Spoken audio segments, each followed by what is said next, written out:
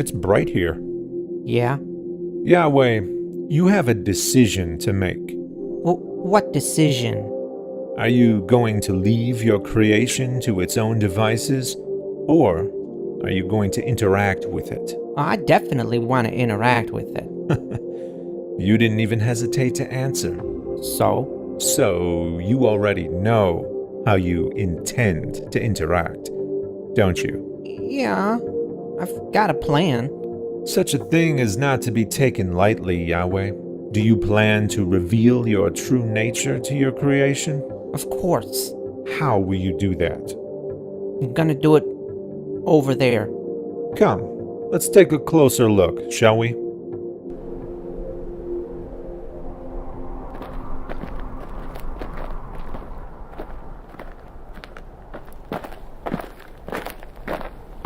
Here. Here? Only here? Yeah. This general area. This is where I'm gonna reveal myself to my chosen people. And give them my commands. I see. And what will be your goal in doing this? To be loved and And it's okay. You can tell me. and worshipped, And if they don't? then they'll perish. Yahweh, follow me.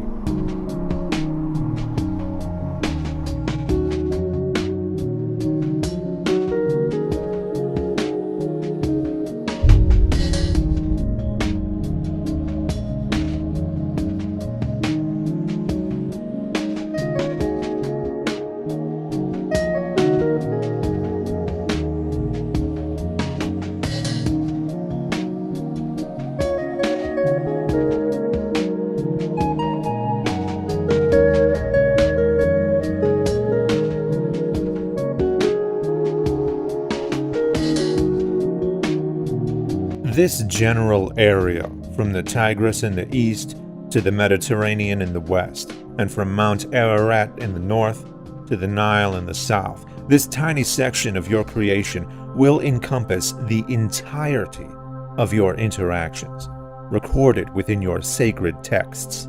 Tiny? This is a rather significant portion of land, if you ask me. Oh, it surely is, Yahweh, but this is hardly the extent of your creation. While you involve yourself with the traditions and politics of this little area of the world, the rest of the planet will continue in its many diverse ways without your interactions. They will develop their own religions and cultures, many of which will conflict with the ones you grace. From the many tribes of Africa to the Celts of Europe and to the rest of Asia, Buddhists and Hindus of China and India, vast land masses populated by billions of people. You will not interact with them. What of Indonesia and Australia? Across vast oceans, the tribes of North America will be ignorant of your earthly interventions, as will the Aztecs and Mayans of Central America and the Incas of South America. Entire continents of your creation inhabited by countless generations who will know nothing of your dire message. In fact, they'll each invent their own versions of gods who will echo their specific cultural values, no differently than your chosen people will echo yours, so you will seem like just another invented god, sharing the same cultural values as the people in the one area with which you will interact. That is a significant coincidence, Yahweh, for as some will eventually notice, gods always behave like the people who create them.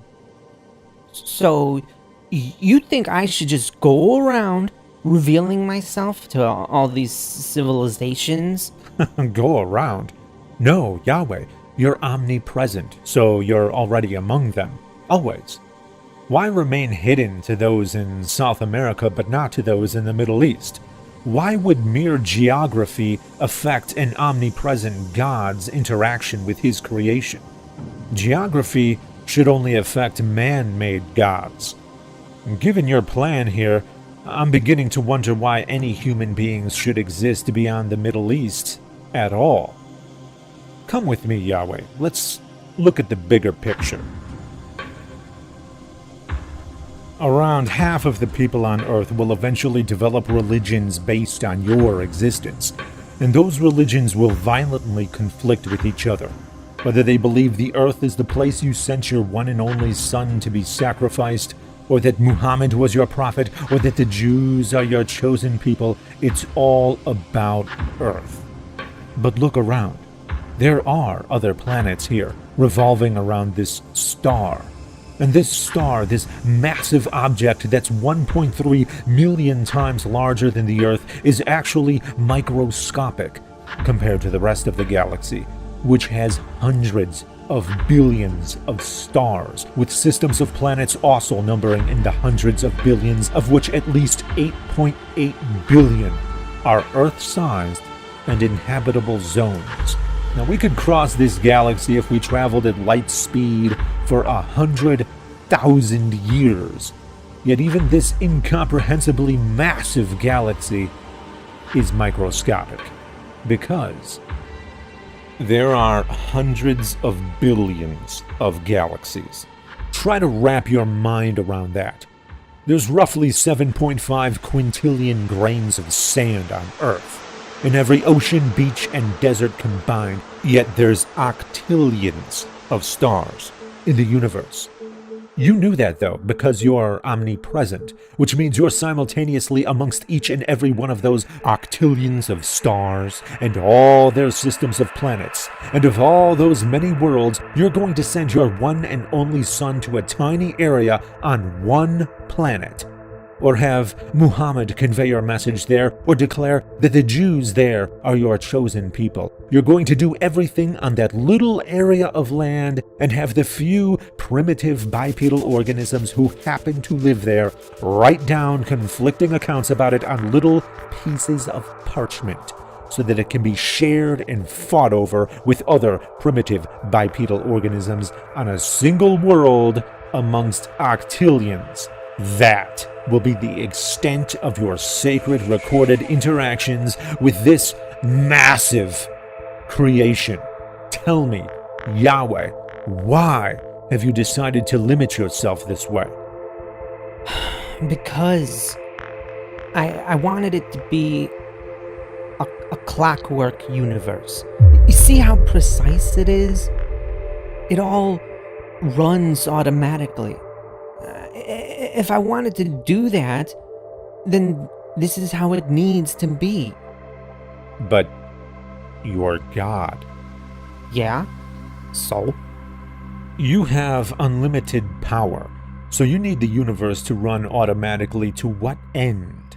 You don't need to concentrate, you don't need to conserve energy, you don't need to devote time or resources elsewhere because you have unlimited time, unlimited resources. Yahweh, one day, people will be able to look beyond Earth. And where once they thought they'd find you, instead they're going to find countless other worlds and stars and galaxies. They're going to find a clockwork universe, automatic, running and dying, all on its own, according to the laws of nature, without requiring an omnipresent, omniscient, omnipotent, omnibenevolent, spaceless, timeless, supernatural being to run anything. But they're going to ask who created those finely tuned laws of nature.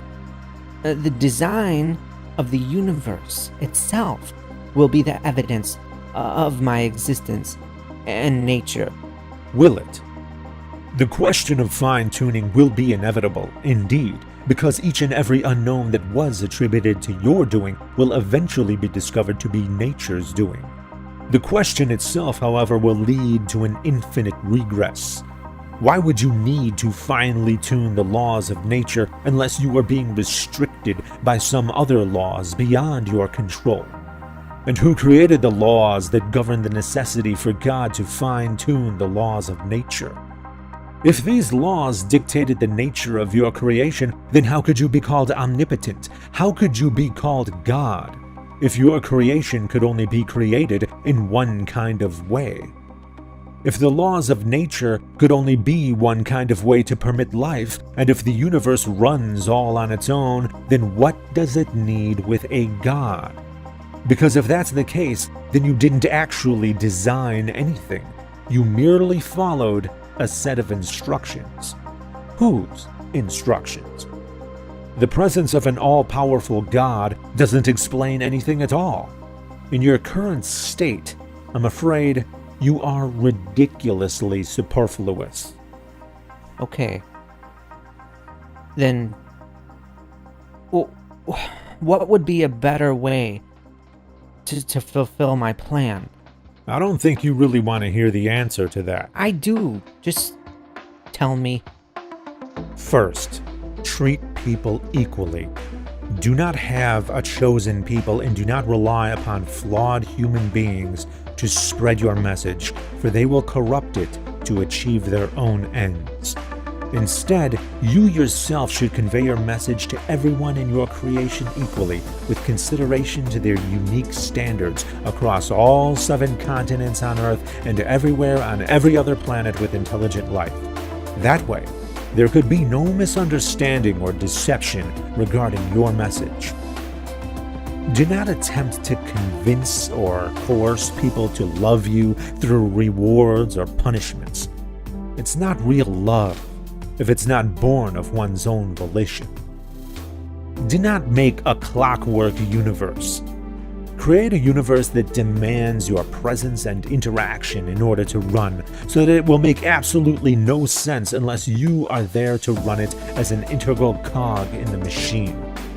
That way, when people see the universe, they will not see an automatic universe like it is now, running and dying all on its own. They'll see a universe in which you are completely inextricable and undeniable. And if I just keep the universe the way it is? This is the incomprehensibly vast and indifferent universe that is exactly what we would expect to see if left to its own devices, ungoverned by any gods. And the many religions of Earth are exactly what we would expect to see of humans who utilized invented gods to achieve their own human ends. If you truly cared to commune with your creation, then you've gone about it in the exact opposite of the way you should have. Curious, isn't it, God? God?